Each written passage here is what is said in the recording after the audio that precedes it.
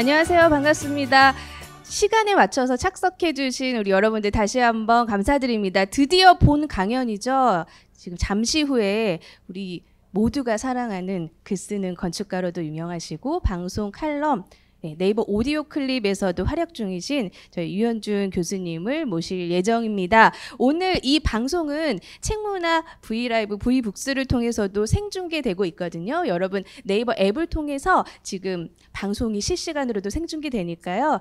V 통해서도 공감 하트 팍팍 눌러주시고 질문이 있으시면 댓글로 남겨주시면 우리 유 교수님 강연이 끝나고 즉석에서 질문을 받을 예정입니다. 오늘 특히 파트너스퀘어 광주에서 진행을 기념해서 광주에 대한 에피소드도 유 교수님이 좀 준비를 하셨다고 하거든요. 자, 여러분들 우리가 모르는 도시의 얼굴을 우리 유 교수님과 함께 발견할 준비 되셨나요? 네, 건축가 유현준 교수님을 앞으로 모시겠습니다. 여러분 큰 박수 부탁드립니다. 네, 여러분 반갑습니다. 제가 보통 강연하기 전에 포스터들이 앞에 떠 있긴 하는데요. 특히 이 당신의 별자리는 무엇인가요에 찍혀있는 사진이 올라와 있어서 제가 민망합니다. 너무 착해 보이죠, 사람이. 저 성격이 그지 같은 사람인데 너무 선해 보여가지고 되게 민망합니다. 하여튼 오늘 제가 여러분들에게 드릴 말씀은 총 강연이 45분 정도가 됩니다. 근데 그 중에서 30분 정도가 아마 제가 생각하는 공간들, 저에게 영향을 미쳤던 것, 저에게 특별한 공간들에 대해서 아마 이야기를 나눌 것 같고요. 15분 정도가 광주에서 제가 좋아하는 공간에 대해서 말씀을 드리도록 할 것 같습니다. 일단은 당신의 별자리는 무엇인가, 이거에 왜 제목이 이러냐, 너무 낯간지럽지 않냐 이렇게 얘기를 하시는 분들이 제 스스로도 그렇게 생각을 해요. 되게 민망한 제목인데 그거에 대해서는 나중에 말씀드리도록 하고요. 저는 보통 사람들이 살면서 영향을 받는 거는 사실 주변 사람들에 의해서 만들어진다고 생각을 합니다. 근데 기본적으로 저희가 첫 번째 만나는 인연들은 사실 부모님이죠. 태어나자마자 부모님이 있고 형제들도 있고 그런 주변 사람들에 의해서 저라는 사람의 인격이 형성이 되고 만들어지기 마련인데, 또 나이가 들어서는 친구의 영향을 받기도 하고요. 제가 배운 선생님에도 영향을 받고 책에도 영향을 받죠. 근데 저는 건축가이기 때문에 그런지 이렇게 보면은 건축 공간이 또 그 사람을 되게 영향을 많이 미친다고 생각을 합니다. 내가 살았던 공간이 어떠냐에 따라서 그게 그 사람의 많은 부분들을 결정을 한다고 생각을 해요. 여러분이 예를 들어서 누구를 사귀었는데 그 사람이 젊었을 때 모습이 보고 싶은데 알 수가 없다. 내가 25살 여자친구를 만났는데 그 젊었을 때 모습이 알고 싶다 하면은 그 사람이 살았던 공간에 가면 됩니다. 그럼 그 사람에 대해서 어렴풋이나마 예측 가능한 걸 느낄 수 있을 거예요. 더 많이 이해할 수 있고요. 그래서 공간이라고 하는 거는 사실은 사람을 찍어내는 어떻게 보면은 거푸집과 비슷하다, 몰딩과 비슷하다고 생각을 해요. 우리가 이 조각상을 보면은 사람의 표정이 있는 조각상이 있는데 좌우를 보시면은 전혀 예상하지 못했던 네거티브한 스페이스가 있죠. 이 공간을 보면서 우리가 상상을 해볼 수가 있습니다. 그래서 내가 머물렀던 공간들을 사실 되돌아보는 것도 나를 또 되돌아보는 방법이 되기도 하고요. 또 다른 사람을 이해할 때에도 그 사람이 겪었던 공간들을 이해하는 것, 보는 것도 도움이 많이 됩니다. 일단 저라는 사람을 만든 공간들을 보면은 저의 어렸을 적 모습이에요. 제가 형이 타는 자전거 뒤에 앉아있는 모습인데, 제가 태어난 거는 아마 왕십리 근처 도선동이라는 곳에 있는 조그마한 집이었다고 들었어요. 한 25평 정도 되는 대지에 있는 집이니까 엄청나게 좁은 마당이었는데 거기서도 이 정도 사이즈의 애들은 충분히 놀 수 있는 그런 곳이었고요. 좀 지나고 난 다음에 초등학교 올라가서는 2층 양옥집으로 이사를 갔습니다. 그래서 그네가 있는데 사실은 이 그네가 원래 마당에 있었던 곳이긴 한데 저희 아버지가 차를 사시면서 주차장으로 바뀌어서 옥상으로 그네가 올라갔어요. 여기서 되게 이런 평상에서 가족들하고 수박도 먹고 밤하늘에 별도 보고 그랬던 좋은 추억들이 많은 공간입니다. 대략적으로 스케치를 하면 이런 모습인데 옥상에 닭장이 있었어요. 보통 우리 초등학교 다닐 때 저희가 교문에서 우리 병아리를 사잖아요. 병아리 사가지고 집에 오면 한 이틀 있으면 다 죽습니다. 그래서 몇 번 시도를 하고 제가 짜증을 내니까 저희 할머니께서 길 가는 닭장수 아저씨한테 병아리를 2마리 사셨어요. 그래가지고 닭을 키웠습니다. 근데 이게 암수였던 것 같아요. 그래가지고 금방 숫자가 늘어나더라고요. 그래서 목수 아저씨 불러서 닭장을 만들고 할머니가 보통 시장에 가서 배추인이 버린 것들을 주워다가 먹이면은 거의 매일매일 계란을 제가 도시락 반찬으로 받았던 그런 기억이 있습니다. 1층에 연못도 있고 그런 좋은 곳이었어요. 저 어렸을 적에 좋은 추억들은 저희 형하고 같이 마당에서 되게 많은 기억들이 있습니다. 2층 집이었는데 저희는 2층에만 살았고 1층은 세를 줬던 곳인데 이제 방이 세 개가 있는데 부엌방이 되게 요즘으로 치면은 아궁이 연탄 아궁이에 불을 떼면 아랫목에 있는 그런 오래된 주거 환경이었어요. 석유 골로가 있고 가스레인지는 제가 초등학교 들어가서 처음 봤던 것 같아요. 초등학교 2, 3학년 때쯤에. 그런 저희 세대를 되게 가늠해 볼 수 있을 겁니다. 1층은 차고가 있었어요. 근데 특이하게도 차들도 없는데 꼭 차고는 만들었던 시절이에요. 이때 양옥집들이. 근데 차고에 저희 어머니가 이렇게 피아노 학원을 만드셔가지고 초등학교 선생님 하시다가 제가 한 유치원 들어갈 때가 한 2~3살 정도 됐을 때인가 그 2~3살 때쯤에 학교를 그만두시고 이쪽으로 이사를 오시면서 피아노 학원을 만드셔서 여기서 이제 레슨 선생님을 하셨던 거죠. 그리고 이제 제가 조금 지나서는 유치원도 만들고 이제 그러셨어요. 그래서 저는 원장 선생님 아들이었던 거죠. 엄청 편하게 살았습니다. 저희 어머니 가는 유치원에 장난감은 제가 다 골랐던 기억이 나요. 근데 하여튼 그렇게 해서 자라난 시절이었는데 이게 이러다가 여기 이제 제가 이사를 가요. 근데 저한테 이게 이제 제가 생각하는 닭집의 모습이에요. 제가 처음으로 경험했던 여기서 세대 차이가 납니다. 저는 닭집은 이런 거여서 진짜 실제로 살아있는 닭이 사는 시장에 있는 곳이었고요. 닭장에서 꺼내가지고 목 비틀어서 죽이면은 뭐 이렇게 뜨거운 물에 담가서 털 뽑고 이래요. 그래서 저희 형 아직까지도 치킨 잘 못 먹습니다. 그러니까 그게 우리 세대의 닭이에요. 저희 아버지 세대는 백숙이겠죠. 근데 저는 사실 여기서 자양센터의 전기통닭이 제 닭이고 여러분 세대는 아마 닭이 BBQ 치킨일 거예요. 아마 이렇게 프라이드 치킨. 저는 초등학교 2학년 때 처음 프라이드 치킨을 처음 먹어봤어요. 림스 치킨이라고. 정말 엽기적인 맛이었던 것 같아요. 이렇게 맛있는 음식이 있을 수 있을까 싶을 정도였는데 그게 세대 차이죠. 제가 강남으로 초등학교 5학년 때 이사를 갔는데 그때 이사 갔을 때 저희 아파트 주변의 모습은 이랬습니다. 그러니까 거의 벌판이었어요. 그냥.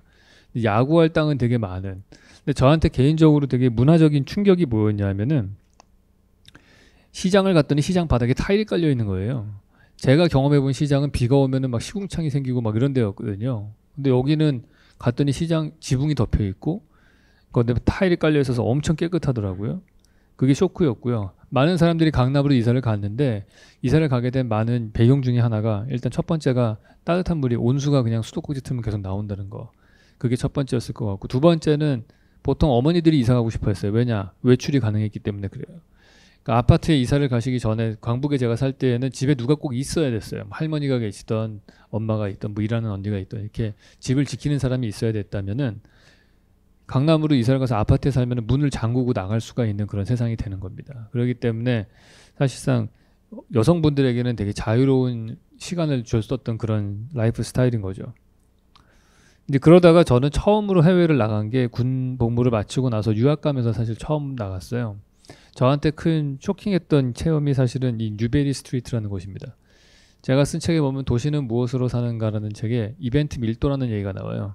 걷고 싶은 거리가 되려면은 100m를 걷는 동안에 가게 입구가 30개 이상은 돼야 된다. 이런 얘기인데 그 개수를 세는 건데 그 개념을 처음으로 생각한 게 이 거리입니다. 여기 가면 독특하게 여기 왜 이렇게 예쁠까 생각을 했는데 여기는 가면 두 가지 특징이 있어요. 하나는 모든 빌딩들이 다 벽돌로 만들어져 있고요. 통일감이 있고요. 두 번째는 한 지점에서 두 군데의 가게를 선택해서 들어갈 수가 있어요. 여기서 8개 정도 계단 올라가면 가게가 있고 8개 내려가면 또 다른 가게가 있습니다. 이게 이럴 수밖에 없었던 배경은 여기가 간척 사업을 통해서 만들어진 주택단지예요.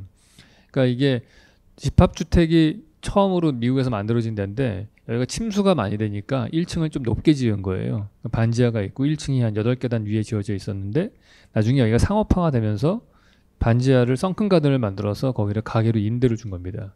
그래서 독특하게 이벤트 밀도가 전 세계에서 제일 높은 40 이상이 나오는 가게예요. 여기가 그 거리예요. 그래서 되게 아름다운 곳이었고 사실 그러면서 또 이때쯤에서 제가 산토리니라는 그 지역에 여행을 가게 됐어요. 유럽에 갔을 때. 근데 그러면서 제가 깨달은 게 현대 도시가 아름답지 않은 이유에 대해서 깨달았습니다. 그것도 제가 도시는 무엇으로 사는가 책에 나오는 건데 현대 도시가 아름답지 않은 이유는 형태는 단순한데 재료가 복잡해서 그래요.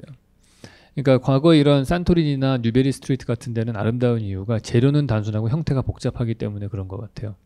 적절한 불규칙성이 있는 거죠. 재료도 단순하고 형태도 단순한 경우 대한민국 아파트죠. 그것도 아름답지 않습니다. 그러니까 가장 아름다운 도시는 사실은 형태가 복잡하면서 재료는 단순해서 통일감이 느껴지는 곳이에요. 근데 그러려면은 어때야 되냐면은 토목 기술이 발달하지 않고 유통 기술이 발달하지 않아야 돼요. 과거에 만들어진 도시들이 뭐 이태리라든지 유럽의 많은 고도들이 아름다운 이유는 교통수단이 발달하지 않으니까 건축 재료가 다 주변에 구할 수 있는 재료밖에 못 써요. 그러니까 똑같은 재료로 통일될 수밖에 없고, 토목 기술이 발달하지 않으니까 지형을 바꾸지 못하고 그 지형에 맞게 그 건물을 짓습니다. 그게 딱 산토리니 섬인 거죠.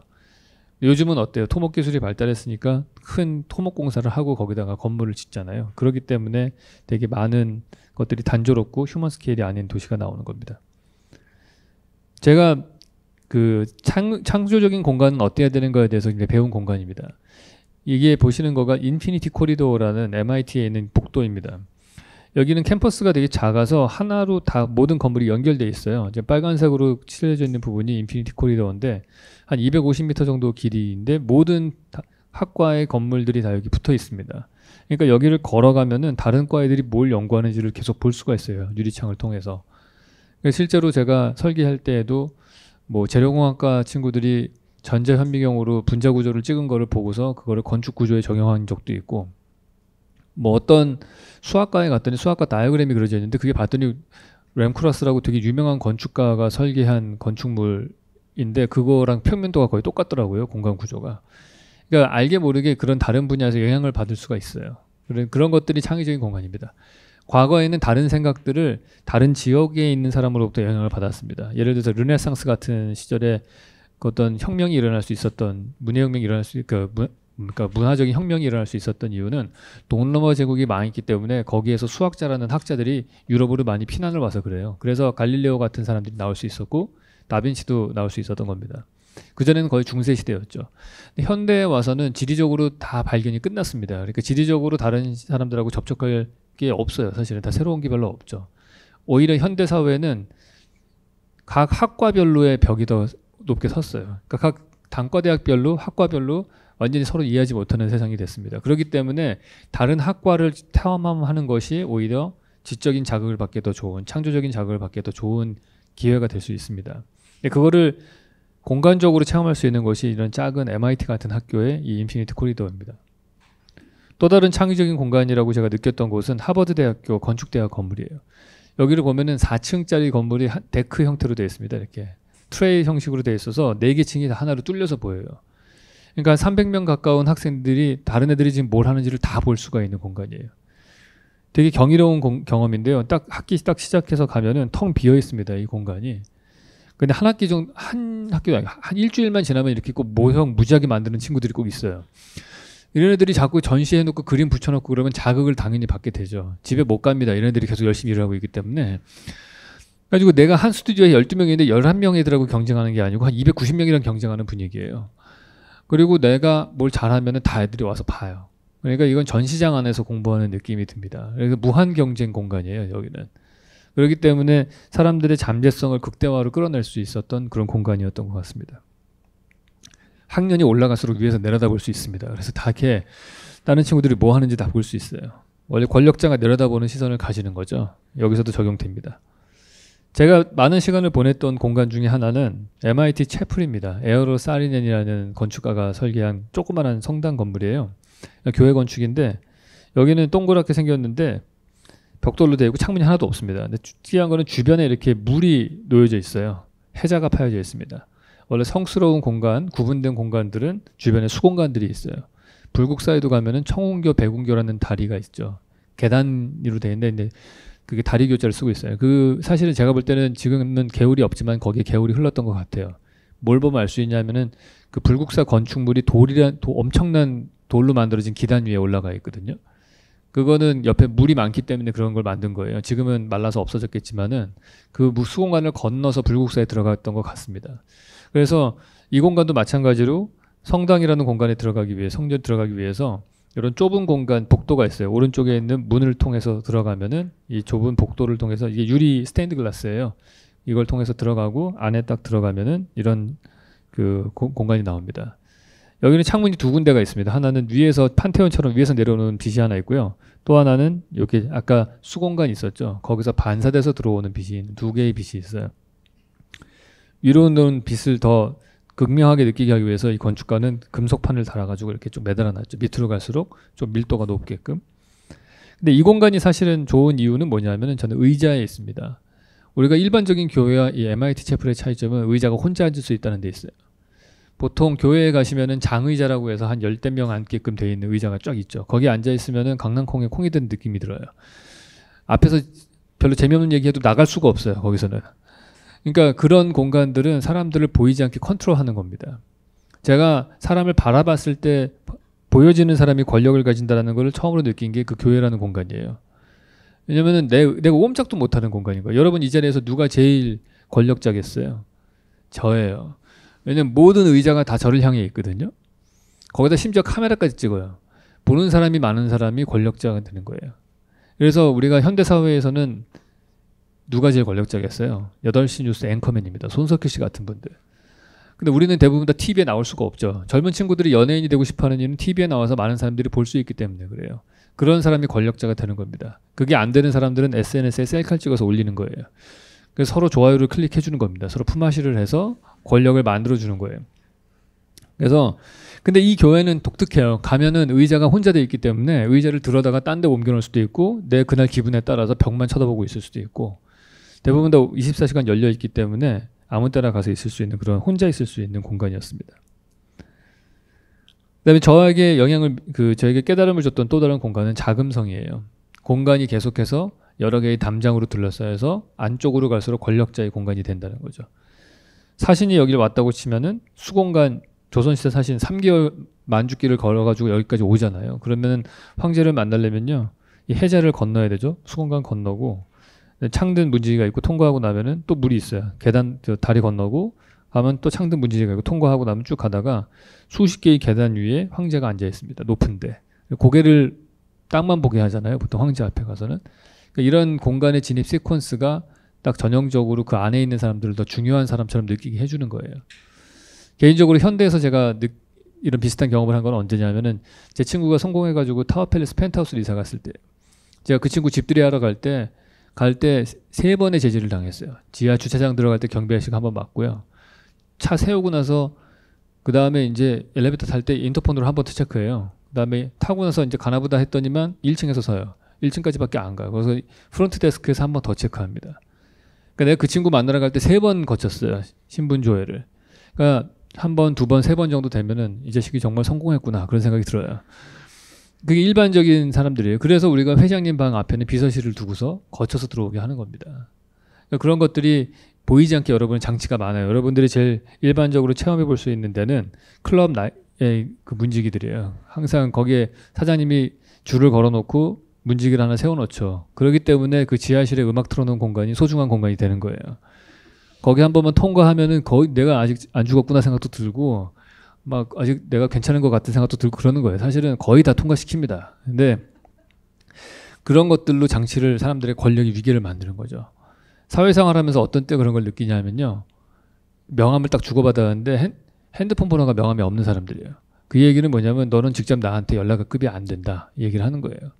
거기서 딱 권력이. 그래서 저도 핸드폰 번호 지웠어요. 엄청 있어 보이는 거예요. 그러면 그 다음부터. 연락하려면 항상 회사로 전화를 해야 되는 거죠. 예. 자, 다음으로 저에게 건축을 가르쳐줬던 되게 중요한 공간 중에 하나는 이게 할 얘기 너무 많아가지고 하다가 끝날 것 같아요. 아시죠? 하다가 끝나면 책을 사서 보시면 됩니다. 그냥 엑스터 라이브러리라는 공간인데 이 공간은 제가 딱 들어갔을 때 뭐 겉에서 봤을 때 제가 영어를 잘 못했던 때여서 선생님이 불러서 그냥 갔어요. 여기를 차 타고 갔는데 그냥 뭐 한 7층짜리 건물이 있나 보다 생각하고 들어갔는데 안에 들어갔더니 딱 이런 공간이 숨겨져 있는 거예요. 그래서 감탄사가 나와야 되는 거예요. 이렇게. 이게 저도 깜짝 놀랐습니다. 반전이 대단한 거죠.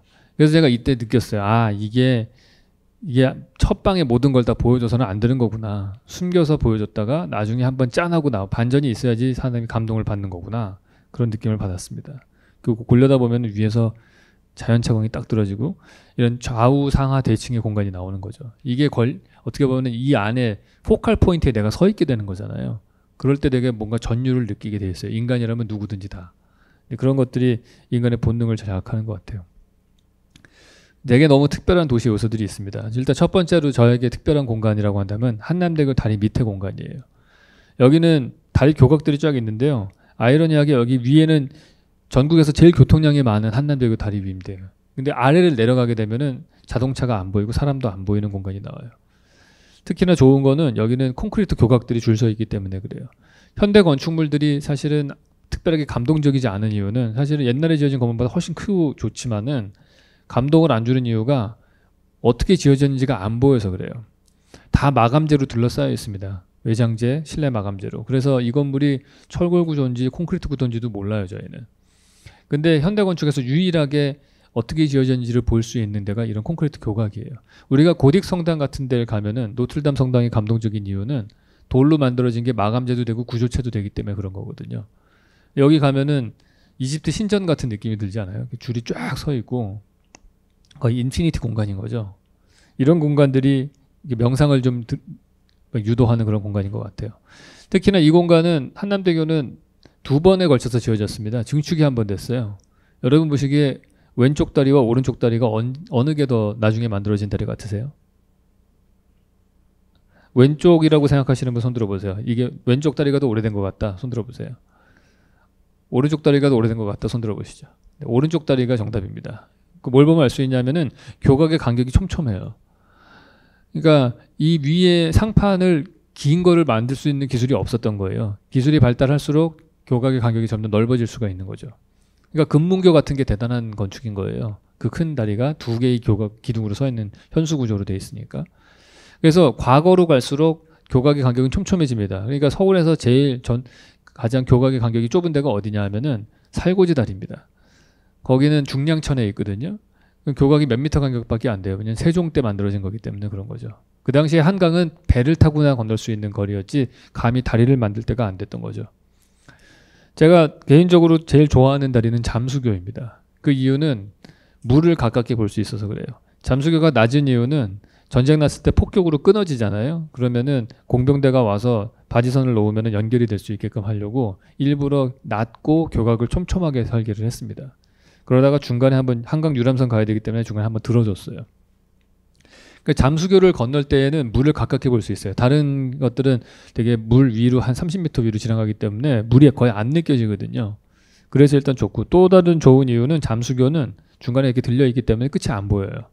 그래서 한번 올라갔다가 한번 보고 다시 내려가는 중간에 한번 변화가 있죠. 제일 좋은 거는 물에 잠기기 때문에 좋습니다. 얘는 자연에 양보하는 다리인 거예요. 일반적으로 우리가 아는 모든 공간들이라는 현대식 건축이라고 하는 건 자연을 압도하거든요.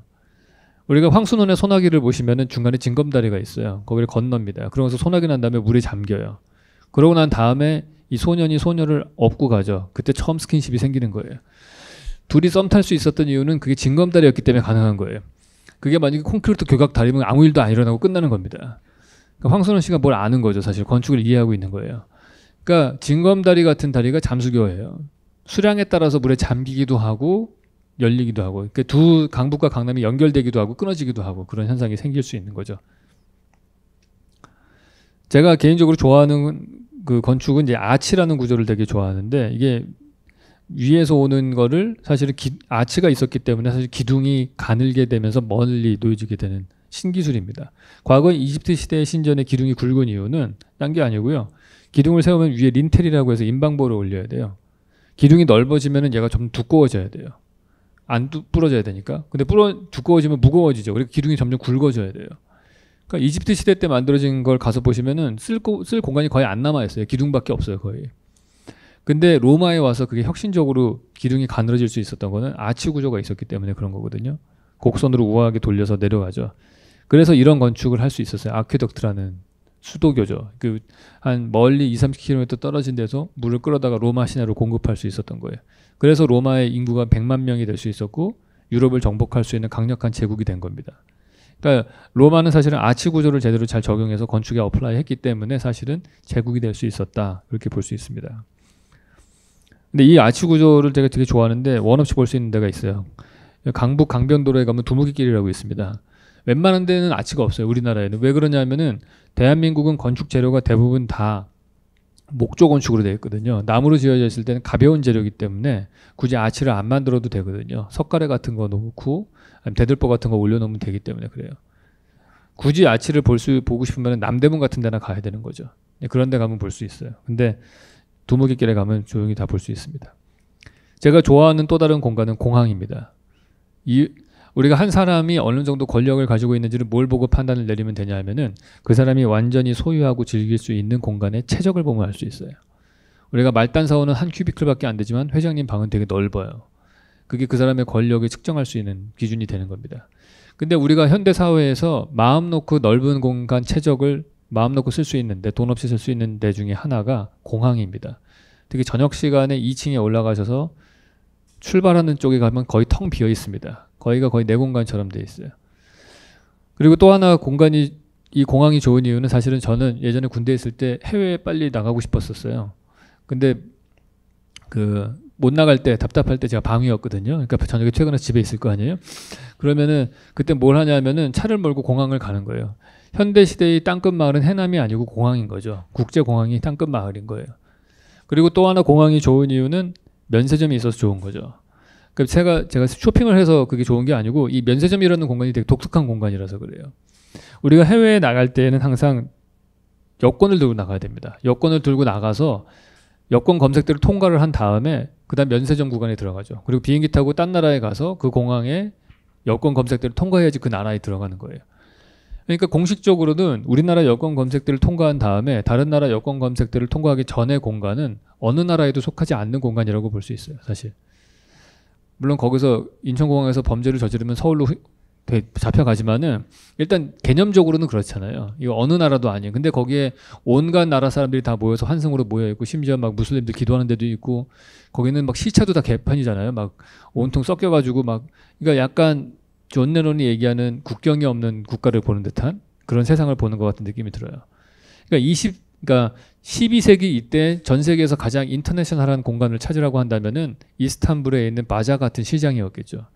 현대 사회에는 인천국제공항의 면세점입니다. 그런 곳에서 저 되게 새로운 세상을 느낄 수가 있는 공간인 것 같아요. 이 면세점이라는 공간은. 연인을 위한 도시의 시공간인데 일단 손 잡으면 다 다른 공간이 됩니다. 여러분 연애할 때 갔던 카페 갔다가 헤어진 다음에 다시 한번 가보세요. 완전 다른 공간이 들어있을 겁니다. 제가 개인적으로 되게 좋아하는 공간은 우산이라는 공간이에요. 왜냐하면 우리가 퍼블릭 바깥의 세상에 나가면은 다 공적인 공간밖에 없어요. 그렇죠? 다 퍼블릭 스페이스밖에 없는데 비가 올 때 우산을 들고 나가면은 그 공간이 사적인 공간이 됩니다. 주변에 다 비로 내려오면서 장막이 치어지게 돼요. 벽처럼 둘러싸게 되고 사운드 인슐레이션 소음도 다 차단되고 나만의 공간이 하나 만들어지는 거죠. 근데 우산이 더 매력적인 이유는 우산은 돔 건축 공간이기 때문에 그래요. 돔이라고 하는 거는 건축에서 사실은 제일 돈이 많이 들어가는 건축입니다. 아치 구조를 180도 회전시키면 돔이 만들어지거든요. 근데 그걸 만들려면 밑에다가 나무 스트럭처를 엄청나게 해서 쌓은 다음에 그 다음에 그걸 만들고 그걸 밑에 나무를 다 떼내야지 만들 수 있어요. 제일 부자만 만들 수 있어요. 그래서 보통 판테온 같은 황제가 만들 수 있는 공간, 교황이 만드는 성당 이런 데에만 돔이 있는 거예요. 대한민국에서 제일 권력자가 누구예요? 국회의원이죠. 그래서 국회의사당에 돔이 있는 거예요. 원래 최초의 설계자는 돔이 없는 걸 설계했어요. 우린 민주주의 사회이기 때문에 평지붕으로 만들어야 된다. 돔 없이. 근데 국회의원들이 와서 굳이 돔을 만들어 달라고 그래가지고 나중에 트러스로 그냥 얹은 거예요. 그 위에다가. 그러니까 그렇게 돔은 권력의 상징이에요. 근데 우리는 일반인들은 체험하기 힘들어요. 현대 사회에서 더욱더 그렇죠. 이런 콘크리트 라멘 구조가 차곡차곡 팬케이크처럼 쌓여져 있는 그런 공간에서는 없어요. 우리는 다 대부분 다 평평한 지붕에 눌려 살잖아요. 우산 쓸 때만 돔을 느낄 수 있는 거예요. 그것도 제일 싸게 몇천 원이면은 우산을 피면은 돔 건축 공간. 그리고 조금 몇만 원 있으면은 텐트. 2초 텐트가 그런 공간을 느낄 수 있는 공간인 거예요. 되게 좋은 거죠. 우리가 2초 텐트만 있으면은 요즘 세상에 요즘 제일 물 좋은 데가 어딘지 아세요? 잠원동 일대 한강 시민공원 같은데 토요일 한번 가보세요. 물 진짜 여기에 다 멋있는 남자들이 다 모여 있는 것 같아요. 여기 2초 텐트를 피면은 이 퍼블릭 스페이스가 나만의 집을 지을 수 있는 그런 프라이빗한 공간이 될 수 있는 거죠. 되게 저렴하게 할 수 있는 방법이에요. 저 개인적으로 어렸을 때 혼자 있고 싶어 했던 시간이 많았어요. 특히 저는 학교라는 공간이 저한테 되게 불편했던 공간이에요. 왜냐면 너무 다 특히 남학생들만 있는 공간 정말 난장판이거든요. 거기는 시끄럽고 막 너무 소란스럽고 그리고 학교는 사실 안전하게 만들어야 된다는 그런 기조하에 다 감시하는 공간으로 돼 있잖아요. 혼자 있을 데가 없어요. 그게 소변 보고 있으면 남자들 뒤에서 땡겨요. 그리고 그 혼자 그 화장실에 문 닫고 들어가잖아요. 그 물 뿌려요 또 애들이. 유일하게 혼자 있을 수 있던 데가 제가 옥상에 있는 계단 참이었던 것 같아요. 거기는 아무도 안 옵니다. 옥상에 가는 문을 닫아놓기 때문에 그게 제가 찾은 프라이빗한 공간이었어요. 차를 탈 때에도 저는 맨 뒷좌석 구석 자리를 선호했던 것 같아요. 사실 이게 되게 권력자의 자리인 거죠, 사실은. 왼쪽 뒤가 딱 보는 사람도 없고요. 내려다보잖아요. 모든 시츄에이션들을 이렇게 다 상황을 내려다보는. 그래서 좌석 버스 탈 때도 그렇고 하다 항상 맨 뒷자리에 오른쪽 구석 혹은 왼쪽 구석 이런 데를 선호했던 기억이 납니다. 그런 비슷한 데가 카페 수툴 자리입니다. 이게 또 권력자의 자리예요. 그래서 혼자 있기 되게 좋죠. 의자 혼자 앉아 있는데 여기 뭐가 좋으냐면은 딱 앉아 있으면은 지나가는 사람의 옆모습을 다 훔쳐볼 수가 있어요. 사람 구경하기 딱 좋아요. 근데 더 좋은 거는 의자가 높기 때문에 지나가는 사람의 눈높이와 내 눈높이가 비슷해요. 일반적인 의자는 낮게 올려다봐야 되거든요. 이게 안 돼요, 그게 잘. 수툴은 당당하게 앞에만 쳐다봐도 다 길 가는 사람을 구경할 수 있어요. 그렇기 때문에 회의 테이블에서 좁은 쪽에 앉아 있는 사람이 권력자인 거예요. 회장님들이 거기 앉는 이유는 고개만 들면 옆 사람 옆모습으로 다 봐요. 거기 앉아 있는 사람들을. 근데 긴 쪽에 앉아 있는 사람들은 고개를 90도 돌려야지 회장님 볼 수 있거든요. 그러니까 내가 힘들지 않게 딴 사람을 관찰할 수 있는 자리가 권력자의 자리인 거죠. 그게 도심 속에서 카페의 수툴 자리입니다. 창가에 있는 수툴 자리. 제가 개인적으로 좋아하는 공간은 덕수궁이라는 공간이에요. 이 공간은 왜 좋으냐면은 근대 건축물과 오래된 건축물과 현대 건축물 다 있어요, 이 안에. 여기 입장료 끊고 딱 들어가시잖아요. 그러면은 바깥에 시청 앞은 엄청 시끄러워요, 거기. 근데 몇 발자국만 들어가면 조용해지고요. 오른쪽으로 좀 걸어가면 카페가 하나 있어요. 거기서 테이크아웃 해가지고 그 뒤에 있는 그 연못이 하나 있거든요. 거기 딱 앉아 있으면은 그 복잡한 차도가 하나도 안 보입니다. 담장이 가려져 있기 때문에. 그리고 담장 너머로 현대식 건물인 신청사 건물과 오래된 구청사 건물도 다 보이고 그럽니다. 그러니까 그 세팅 자체가 우리가 선조들이 낮은 담장이라고 하는 걸 잘 썼거든요. 낮은 담장의 그 역할은 뭐냐 하면은 중간에 있는 경치를 다 지워버리는 거예요. 멀리 있는 경치는 다 아름답습니다, 여러분. 뭐든지 다 그래. 지저분한 거 하나도 안 보이죠. 먼 산은 아름다워요. 그래서 원경을 갖고 오고요. 근경은 내 정원이니까 꾸밀 수가 있어요. 아름답게. 근데 문제는 내 땅 아닌 바로 앞에 옆집 땅이 문제인 거예요. 거기는 내가 청소할 수도 없고 지저분한 거 꼴 보기 싫잖아요. 그럴 때 낮은 담장을 쓰는 겁니다. 그런 걸 체험할 수 있는 데가 덕수궁이죠. 제가 또 하나 추천해드리고 싶은 공간은 여기에 그 선유도 공원이라는 데입니다. 옛날에 일제강점기 때 여기 수도 정수시설이었는데 지금 안 쓰거든요. 그래서 조성영 선생님이 이거를 리모델링을 했어요. 그래서 위에 있는 건물을 다 뜯어내면 이게 녹색 기둥의 정원이라는 데인데 여기 되게 좋습니다. 가서 보시면은 지붕을 다 뜯어냈기 때문에 기둥의 역할을 안 하죠, 더 이상. 마치 그리스 조각상처럼 혼자 이렇게 서 있어요. 병마용 같은 느낌이 들어요. 근데 여기서 포인트는 기둥 하나는 이렇게 뭐라고 그럴까요? 그대로 노출시켜 놓고 나머지 기둥만 아이비 이 담장에 덩크로 씨를 뿌린 거예요. 그러니까 시간이 느껴지는 거죠. 여기 가면은. 이 공간이 만들어진 지 얼마나 됐는지, 만약에 이 건축가가 이 나머지 하나 이 기둥까지도 이 담장의 덩크를 키웠으면 우리는 가서 시간을 느끼기 힘들었을 거예요. 기준점이 없기 때문에. 우리가 리차드 세라의 조각품을 보고서 사람들이 좋아하는 이유는 뭐냐면은 그게 쇠기 때문에 녹슬어서 떨어지기 때문에, 가루가 놓여지기 때문에 그래요. 그 조각품을 보시면은 그 밑에 떨어져 있는 쇠가루들을 한번 보세요. 그게 전시가 되어 있는 지역의 기후에 따라서, 습도에 따라서 쇠가루의 모양이 조금씩 다릅니다. 그러니까 그런 지역성과 시간을 느낄 수 있게 해주는 조각품인 거죠. 리차드 세라의 작품은. 마찬가지로 이 녹색 기둥의 정원이라는 곳도 가면은 시간이 느껴지는 건축 공간임에도 불구하고 그런 느낌이 들어요. 또한 남산 1호 터널입니다. 터널이라고 하는 거는 상당히 근대적인 산물인 거죠. 내가 A에서 B를 갈 때 제일 빨리 가는 방법이 뭐냐? 직선으로 뚫으면 되는 겁니다. 근데 개인적으로 저는 터널을 가는 걸 별로 안 좋아해요. 왜냐하면 직진밖에 없잖아요. 후진도 안 되고 옆에 다 막혀 있습니다. 앞으로만 가야 돼요. 공간 속에 있으면서도 시간에 갇혀 있는 듯한 느낌이 들어요. 한 방향으로만 흘러가기 때문에. 그래서 가급적이면 저는 남산 순환도로를 선호합니다. 그게 차가 안 막히지 않으면. 그러니까 남산 터널이 막히면은 저는 남산 순환도로를 선택을 해요. 딱 보고서. 두 가지 중에 선택해서 갈 수가 있어요. 근데 이거는 좀 시간은 좀 걸리긴 하지만 경치가 좋은 거죠. 여기서 제가 여러분들에게 드리고 싶은 말씀은 길이 막히면 열리는 대로 가면 되는 거예요, 그냥. 그게 더 좋은 길일 수가 있는 거죠. 제 인생의 모토입니다. 그래서 차선이 모여서 최선이 된다. 그게 제 인생의 모토예요. 여러분 저를 보시면은 오해하시는 것 중에 하나가 뭐냐면은 되게 꽃길만 걸어왔을 것이다 착각을 해요. 저 인간 왜냐면 이력서를 20줄로 줄이면 다 그렇게 보여요. 제가 상 여러 개 받고 막 이렇게 되는데 떨어진 게 더 많아요. 공모전은 훨씬 더 많습니다. 그러니까 그런 누구든지 간에 편집해서 보여주면은 그 사람은 멋있어 보입니다. 그래서 우리가 SNS에 집착하는 거예요. 페이스북이든 인스타그램은 나를 편집해서 보여줄 수가 있기 때문에 그래요. 모든 사람들이 그렇게 된 거죠 지금은. 근데 저는 보면은요, 제가 말씀드리고 싶은 거는 저는 인생이 계획된 대로 된 게 하나도 없어요 지금까지. 내가 12시 방향으로 가려고 그러면은 길이 항상 2시 방향으로 열려요. 한 11시 방향으로 열든지 9시로 열리든지 그래요. 제가 지금 글을 쓰면서 건축을 하는 사람이 됐잖아요. 왜 그랬겠어요? 일거리가 없어서 이렇게 된 거예요 저는. 사무실을 열었는데 프로젝트가 하나도 없는 거야. 그래서 맨날 대출 받아서 애들한테 월급 주고 할 일도 없어요 진짜. 일거리가 없으니까 공모전 내면 맨날 떨어지고. 근데 그 돈도 없을 때 누가 와서 신문에 컬럼을 쓰면은 15만 원을 준다고 그러더라고요 원고료를. 가지고 그 원고를 썼어요. 제가 진짜 학교 다닐 때 일기도 안 썼던 사람이에요 제가.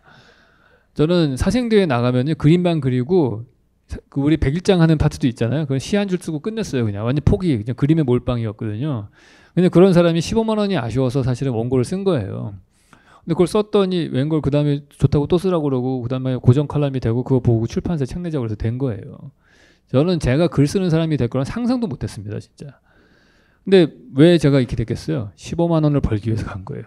여러분들도 푼돈이라도 벌기 위해서 몸을 움직이는 거를 이상하게 생각하실 필요가 없습니다. 제가 되게 싫어하는 사람이 하나 있어요. 예전에 텔레비를 이렇게 보고 있는데 어떤 음대 성악과 교수님이 나오신 거예요. 막 이렇게 멘토 같은 자리 막 얘기하다가 학생이 질문을 하는 거야. 자기는 성악가가 되고 싶은데 성악가가 되면 되게 돈을 못 번다고 그래서 갈등이다. 그랬더니 그 교수님이 그렇게 돈 때문에 못할 것 같으면 당장 그만두라고 딱 그러더라고요. 근데 속으로 쌍욕이 여기까지 나왔어 진짜.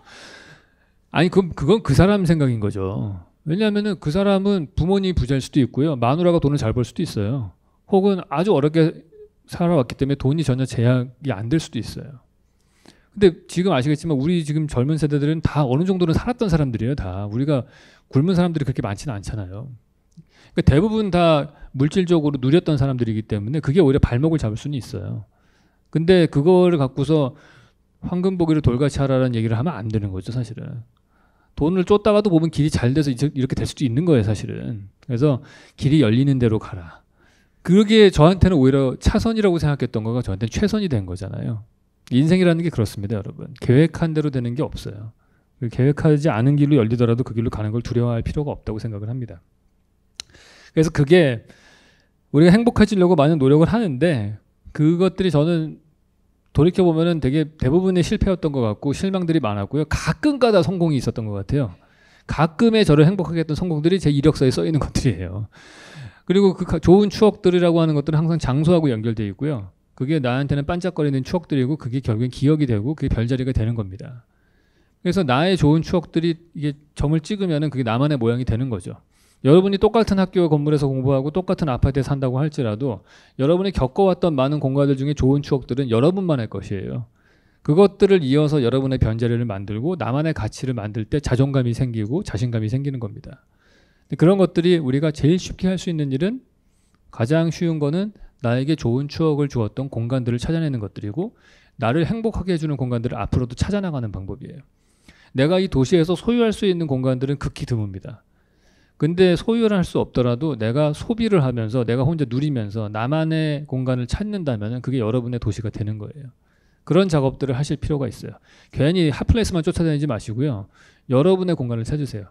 여러분 골목 자취방을 구하시면은 가급적이면 골목에 계단 있는 데를 찾으세요. 차들이 안 다니면은 그 골목을 여러분의 안방처럼 쓸 수가 있습니다. 마당처럼. 가로등이 있으면 거기다가 안 쓰는 의자를 하나 갖다 놓으세요. 그럼 그게 여러분의 공간이 될 수 있어요. 그러니까 그렇게 계속해서 나의 공간을 이 도시 속에서 찾아나갈 필요가 있다 생각을 합니다. 이제 광주 얘기를 시작을 해야 됩니다. 광주에서 제일 좋아하는 공간은 어디냐면은 저는 아시아 문화의 전당을 되게 좋아해요. 저는 이 건축가분이 갑자기 이름이 생각이 안 나는데 우규승 선생님이신데 미국에서 활동하고 계시는데 저는 이거 와서 보고 진짜 깜짝 놀랐어요. 처음에 와서 보고서 여기서 제가 한 4시간을 뛰어다니면서 놀았던 것 같아요. 원래 가기로 했던 기차를 취소하고서 그 정도로 저한테 되게 감동적이었던 건축물입니다. 이걸로 프리츠커상 받아도 되겠다 생각을 할 정도였어요. 저는 사실. 이 동대문 DDP 같은 경우에 똑같은 사이즈의 건물이긴 한데 프로그램도 얼추 비슷하기는 해요. 근데 완전히 두 건축가가 다른 어프로치를 합니다. 동대문 DDP는 형태에 집착하는 건축가가 만든 건물이에요. 아시아 문화의 전당은 형태를 보지 않는 건축가가 만든 경험에 포커스를 맞춘 사람이 만든 건물입니다. 우리가 보통 새가 있다고 칩시다. 새라고 하는 거를 두 가지로 표현할 수가 있어요. 이 하늘을 나는 새를 왼쪽은 하늘을 나는 비행기를 만들 수도 있고요. 오른쪽은 새 인형의 모양입니다. 이 중에서 어느 게 더 새하고 비슷한 걸로 보세요, 여러분. 비행기가 사실은 더 본질적으로 가까운 거예요. 난다라고 하는 동사에 우리가 해석을 했기 때문에. 새 인형이라고 하는 거는 모양은 새와 비슷할지 몰라도 본질적으로 날지를 못해요. 새가 가지는 가장 중요한 캐릭터인 동사를 소화하지 못하는 형태인 거예요.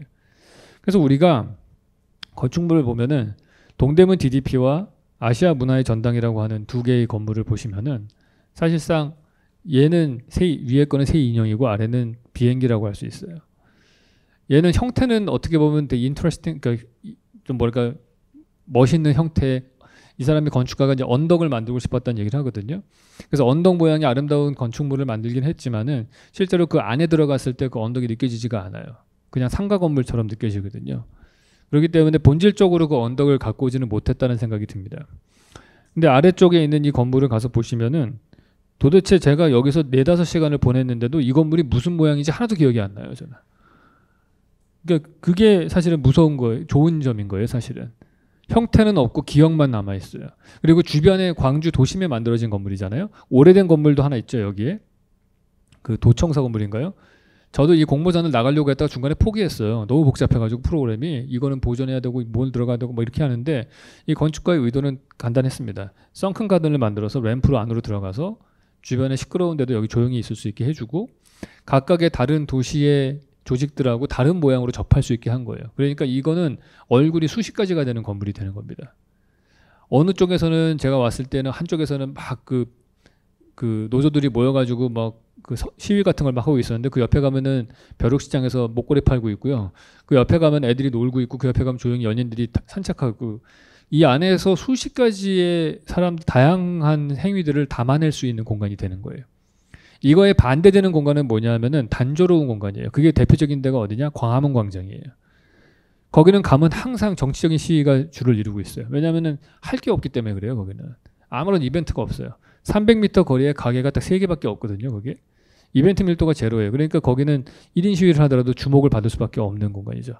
좌우 대칭의 공간에 도심 속에 비어 있는데 아무것도 할 게 없다. 그러면 거기는 정치적인 집회의 공간이 되는 겁니다.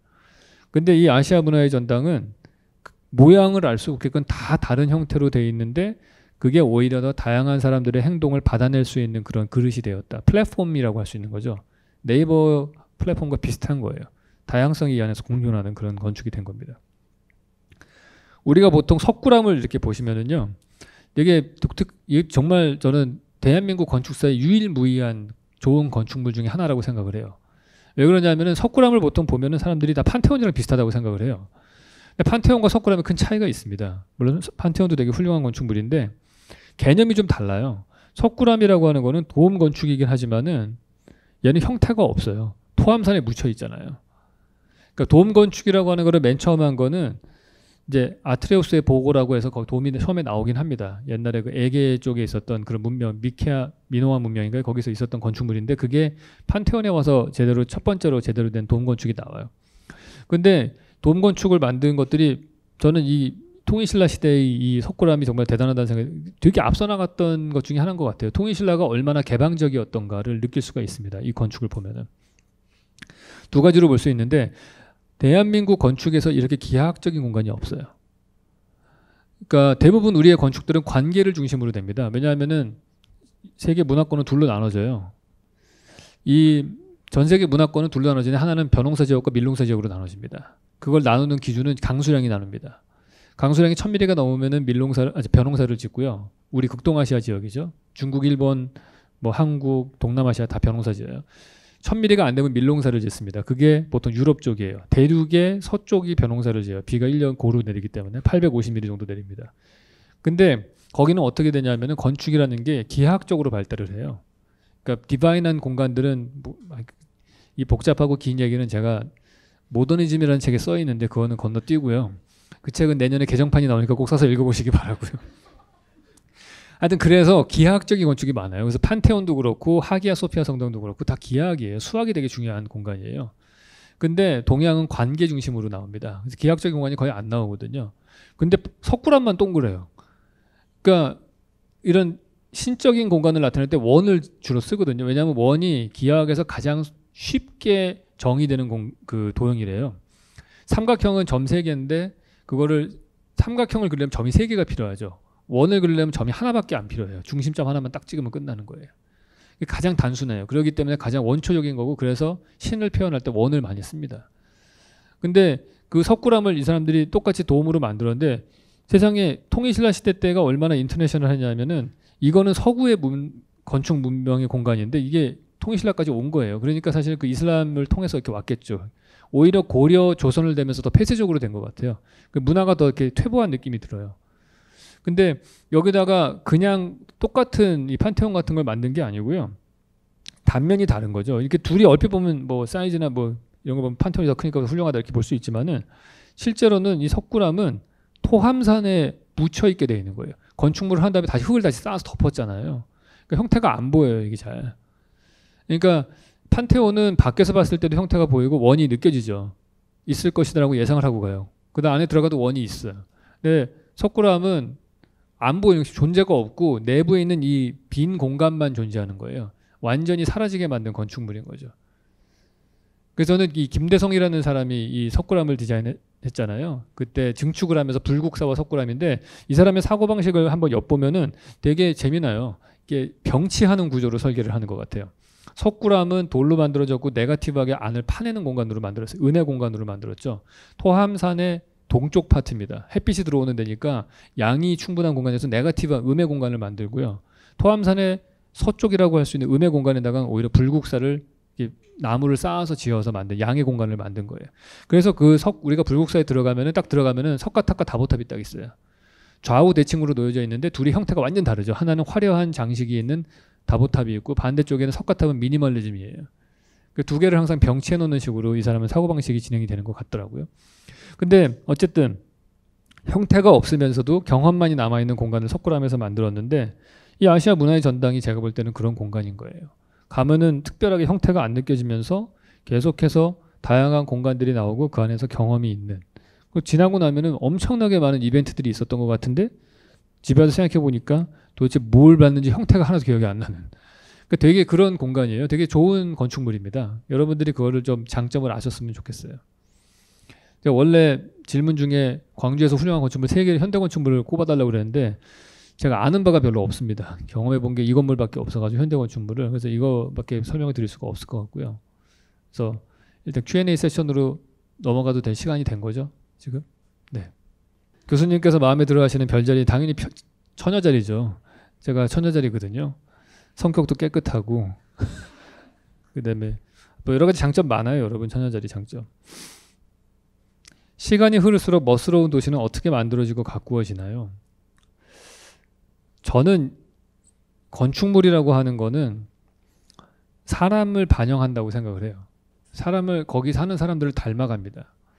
우리가 비엔나가 되게 음악의 도시라고 보통 알려져 있잖아요. 비엔나가 음악의 도시인 이유는 어떤 책에서 제가 봤는데 천재를 만드는 도시들인가 뭐 그런 책에서 본 것 같은데 거기서 뭐라고 얘기하냐면은 시민들이 음악 듣는 수준이 높아서다 그렇게 얘기를 해요.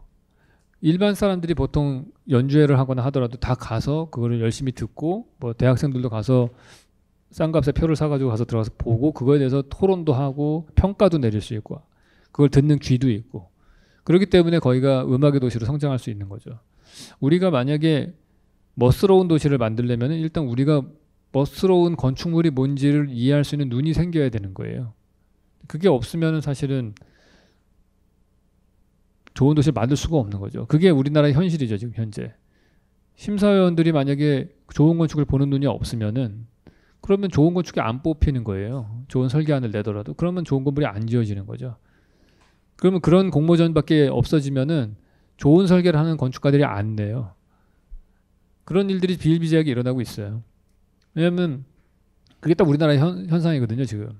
그러니까 좋은 건축이 좋게 평가를 못 받고 좋은 건축이 좋은 설계비가 지불되지 않고 이런 사회에서 누가 이 일을 하고 싶겠어요. 저는 개인적으로 이 시스템이 바뀌어야 되는 거 저는 제일 싫어하는 것 중에 하나가 재능 기부예요. 재능 기부를 하기 시작하면 재능 있는 사람들이 그 일을 안 합니다. 왜냐면 우리는 자본주의 사회이기 때문에 그래요. 우리 선배들이 되게 좋은 선배들이 있어서 재능 기부를 해서 사회에 공헌하려고 했던 많은 분들이 있어요. 문제는 뭐냐면 그분으로 끝이에요. 그 다음에 아무도 재능 있는 사람들이 그 일을 안 해요. 다른 분야로 갑니다. 돈 벌 수 있는 분야로 부동산 개발 쪽으로 가든지 뭐 딴 데로 가요. 그게 되게 안타까운 부분인 것 같아요. 정말로 내가 이 일이 중요하다고 생각하면은 선순환이 될 수 있는 시스템을 만들어야 되는 거예요. 내가 일을 잘한다고 생각하면 설계비를 높게 받아가지고 그래가지고 후배들이 나도 저 사람처럼 되고 싶어라고 하는 그런 롤모델이 돼야죠. 예를 들어서 우리가 BTS 같은 사람들이 맨날 재능 기부하고 돈 한 푼도 안 벌고 누가 연예인 되고 싶어 하겠어요? 그럼 한류 스타 아무도 없는 거예요, 사실은. 그게 세상을 사람들을 가르쳐서 걔네들이 세상을 위해서 희생하게끔 해서 좋은 세상을 만드는 것도 한 방법이긴 한데 자본주의 사회에서는 그거보다 더 효율적인 방법은 사람이 이기심을 이용해서 좋은 세상을 만들게 하는 시스템을 만드는 게 사실 더 중요한 거예요. 그런 쪽으로 우리가 생각을 할 필요가 있다고 생각이 들어요. 그래서 나부터도 예를 들어 좋은 제품이 있으면은 제대로 돈을 주고서 그걸 살 생각이 있어요. 그리고 그렇게 지불을 해나갈 때 이 사회가 좋은 사람들이 좋은 분야에서 자기 적성에 맞는 데서 일을 하게 되는 거죠. 그런 시스템을 우리 세대는 좀 만들었으면 좋겠어요. 제가 가르치는 학생들이 설계사무소 정말 설계 잘하는 애인데 안 간다고 막 그런 애들이 있어요. 왜 안 가냐고 힘들다는 거예요. 일 많이 하고 월급 적게 받고. 뭐 그래라 그렇게. 그럴 수밖에 없어요. 거기 뭐 야 사회를 설계로 바꿔야 그걸 이제 어떻게 얘기를 해요? 그거를 말이 안 되는 거죠. 그 시스템이 제가 볼 때는 안 만들어진 사회라는 생각이 들어서 우리가 뭐 갑자기 돈 얘기로 끝났네요. 되게 멋있는 질문이었는데 멋스러운 도시는 어떻게 만들어지느냐? 시스템을 잘 만들어야 됩니다, 여러분. 그런 시스템을 여러분 세대 저희 때부터 만들려고 노력은 할게요. 욕 많이 먹어요. 그래서 설계비 세게 불러가지고. 네. 건축의 가치를 느끼고 문화로 향유하게 하려면 건축 전공자로서 어떤 노력을 해야 될까요? 그래서 자기만의 시각으로 문화를 볼 수 있는 가치를 느낄 수 있는 눈을 키워야 될 것 같아요. 근데 그거는 누군가하고의 자꾸 배우려고 하지 말고 스스로 할 필요가 있다는 생각이 들어요. 그래야지 자기만의 가치가 생기는 것 같아요. 제가 학교 다닐 때 여기 건축과 학생들이 있으니까 말씀을 드리면은 제가 학교 다닐 때의 책을 읽을 때 원칙이 있어요. 절대 건축책은 안 읽는다 했어요. 왜냐면은 램 코라스가 쓰거나 피터 아이젠만이 쓴 책을 읽으면은 나는 그냥 아류밖에 안 되는 거예요, 그 인간에. 아이젠만이나 코라스가 읽었던 다른 책을 읽어야죠, 그 원서를. 그래야지 내가 나의 생각을 만들 수 있을 거 아니에요. 도시는 무엇으로 사는가 빼놓고는 다 건축책 읽지 마세요, 그러니까. 별로 필요 없어요. 사실 안 읽어도 돼요. 사실 그 건축 전공자라면 사실 안 읽으셔도 돼요. 그건 비전공자를 위해서 쓴 책이기 때문에. 왜냐하면 나만의 가치를 만들어야 될 거 아니에요. 나만의 시각을. 저도 답답한 게 뭐냐면은 제 또래 혹은 제 선배들하고 건축 얘기를 하면 딴 사람 말밖에 인용을 안 해요. 맨날 얘기만 하면 르꼬르비제야. 그러니까 그 얘기밖에 할 게 없는 거예요. 그 사람들은. 다른 여러분만이 볼 수 있는 시각을 만들 수 있는 그러한 그게 뭐 슬램덩크가 됐던 드래곤볼이 됐건 상관이 없어요. 제가 볼 때는. 그 안에서 저는 슬램덩크 저한테 엄청나게 많은 교훈을 가르쳐준 책이거든요. 드래곤볼. 제가 대학교 다닐 때 바이블처럼 들고 다니는 책이 드래곤볼이에요. 그래서 근데 그게 여러분들한테는 좀 그거를 가지면은 어느 정도 시간이 지나게 되면은 자기만의 방식으로 문화를 향유하게 되지 않을까. 그러면은 이제 휘둘리지 않고서 지낼 수 있을 것 같아요. 광주의 현대 건축물 중 가장 인상 깊은 건축물 이거는 제가 아까 말씀드렸다시피 세계 합쳐서 아시아의 문화의 전당으로 다 하는 걸로 거기 뭐 건물 여러 개 있잖아요. 되게 훌륭한 건축물입니다. 한 가지만 좀 댓글 사용자분들 중에서 제가 읽어드리면 답변 해주시면 감사드리겠습니다. 현재 교육 현장에서 공간 혁신에 대한 붐이 일고 있는데 교수님의 강의 내용이 정말 많이 쓰이고 있다고 합니다. 네. 그래서 교실 안에서 아이들에게 만들어줄 수 있는 작은 개인 공간을 창조할 수 있다면 어떤 것이 가능할까요? 했거든요. 그러니까 아이들에 대한 내용인데 아이들뿐만 아니라 여기 계신 우리 30-40대 분들을 위해서도 개인 공간을 좀 창조할 수 있는 그런 팁이 있을지 그 부분 답변 부탁드릴게요. 제가 그 책에서 쓴 내용은 일단은 개인 공간이어야 되는 거죠. 개인 공간? 네, 댓글은 개인 공간인데 개인 공간 포함해서 아우르셔서 말씀 주셔도 될 것 같아요. 일단은 첫 번째로 줘야 되는 거는 애들한테 시간을 줘야 된다고 생각을 해요. 개인 공간을 만들 시간을 안 주잖아요. 만약에 그 아이들에게 지금이라도 일주일에 한 4시간 정도만 프리타임을 주면은 캠퍼스 구석구석에서 어딘가는 찾을 겁니다. 찾아서 자기만의 공간을 만들 거예요. 첫 번째 필요한 거는 그 아이들에게 시간이 필요하다. 두 번째는 쓸데없이 잘 안 쓰이는 빈 교실이 있으면 좀 부숴가지고 테라스를 좀 만들었으면 좋겠고요. 그리고 가장 손쉽게 지금 상태에서 건축을 바꾸기 너무 힘들다. 그렇게 되면은 우리 아이들이 자기 공간을 바꾸는, 제가 어떤 광주에 있는 학교에서 실행을 하는 걸 아이디어를 들었는데 자기의 책상을 꾸미는 일을 하더라고요. 그래서 1학년 입학을 하면은 자기 책상을 데코레이션을 하고 리폼을 하는 거죠, 일종의. 그러고서 그거를 2학년, 3학년 될 때까지 들고 가는 거예요. 그리고 반별로 자리 배치도 다르게 하는 것도 한 방법일 것 같아요, 저는. 그 똑같은 우리가 균일하게 책상들을 배치를 하잖아요, 어느 정도는. 근데 그거를 그 반 아이들이 서로 토의를 해가지고 뭐 매주 한 번씩 자리에 책상 배치를 바꾼다든지 뭐 이런 것들. 그리고 또 하나, 근데 그게 어려운 이유 중에 하나가 칠판이 픽스가 돼 있어서 고정돼 있기 때문에 그렇거든요. 그러니까 선생님의 위치가 고정돼 있으면은 그거는 그냥 붙박이 끝나는 거예요. 우리가 집에서 아무리 우리가 막 많은 것들을 가구 배치를 변화를 주고 싶어도 안 바꾸는 게 하나 있어요. 테레비 위치예요. 테레비가 벽에 붙어 있어야 되기 때문에 그 순간부터 모든 소파 위치가 딱 정해지는 거고, 그러니까 아무리 바깥 경치가 좋아도 우리는 다 벽 보고 앉아야 되는 거예요, 소파가. 마찬가지로 교실에서는 칠판이 그 역할을 하거든요. 그러니까 가능하다면은 저는 칠판을 이동식으로 바꿀 수 있는 쪽으로 바뀌면 좋겠어요. 그것만 하더라도 교실의 자리 배치에 엄청난 변화가 생길 수 있을 것 같고, 그걸 통해서 자기만의 공간을 만들 수도 있고 여러 가지 방법이 있을 것 같다는 생각이 듭니다. 네, 우리 댓글 남겨주신 분이 아이디가 유라님이신데 오늘 유 교수님 말씀 듣고 꼭 교육 현장에서 꼭 활용 한번 해 보셨으면 좋겠습니다. 네, 지금 저희가 그 종료를 한 1, 2여 분 정도 남기고 있는데요. 시간 좀 남았으니까 그럼 혹시 현장에서 질문을 받아볼까요? 혹시 오늘 진행하셨던 강연 듣고 궁금하신 부분이 있으시면 손을 들고 용기 있게 한번 말씀을 해봐 주실까요? 네네, 다행히 계시네요. 제가 이동을 해서 마이크를 가져다 드릴게요. 저는 비전공자인데요. 건축물에도 표절이 있다면 그 표절을 정하는 기준이 뭔지 궁금해서 여쭤봅니다. 되게 어려운 부분인 것 같아요.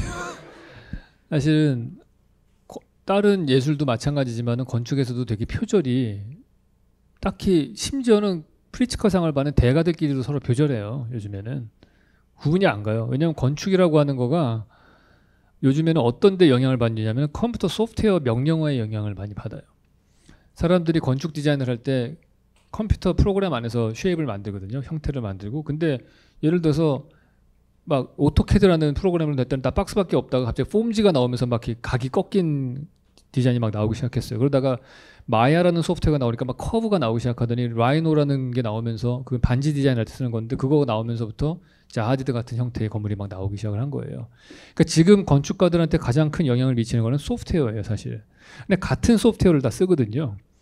같은 소프트웨어를 쓰다 보니까 형태가 점점 비슷해져 가요, 그게.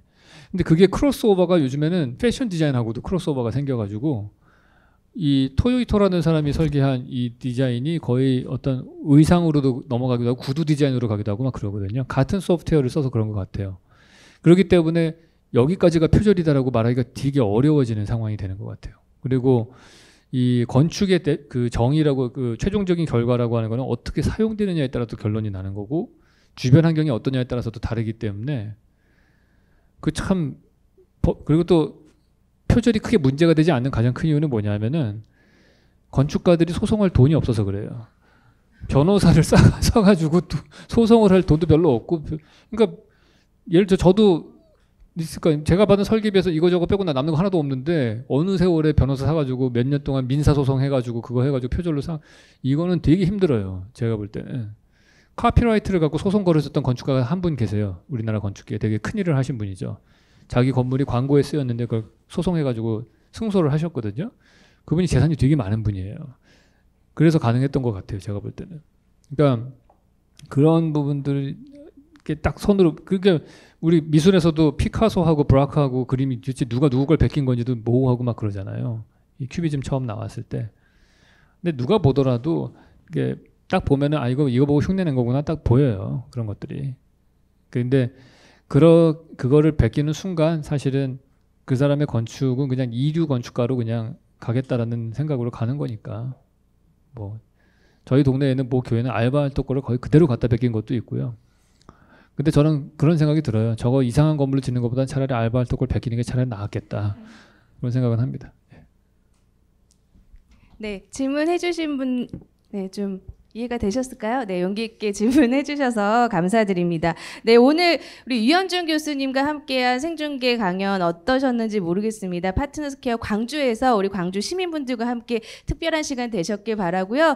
현장에 계신 분들뿐만 아니라 지금 책문화 V를 통해서 생중계로 함께해 주신 분들도 감사드립니다. 시간이 좀 제한돼 있어서 조금 아쉬운 부분이 있더라도 오늘 이제 강연은 한 일주일 지나서 우리 책문화 판이나 V북스를 통해서도 다시 볼 수 있다니까요. 여러분들 많은 관심 부탁드리고 우리 오늘 아쉬웠던 유현준 교수님의 강연은 네이버 오디오 클립 유현준 교수님의 아이러브 건축에서도 유현준 교수님의 목소리 확인하실 수 있습니다.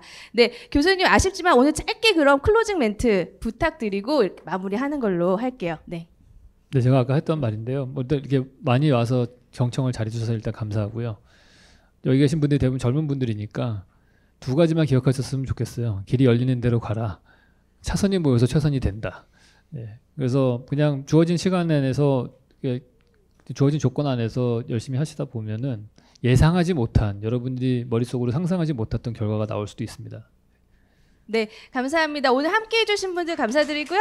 오늘 강연을 통해서 여러분들만의 공간을 꼭 찾아보시기 바랍니다. 여러분 다시 한번 유현준 교수님께 큰 박수 부탁드립니다. 네, 네, 감사합니다. 지금까지 V라이브 생중계였고요. 이제 종료하도록 하겠습니다. 감사합니다.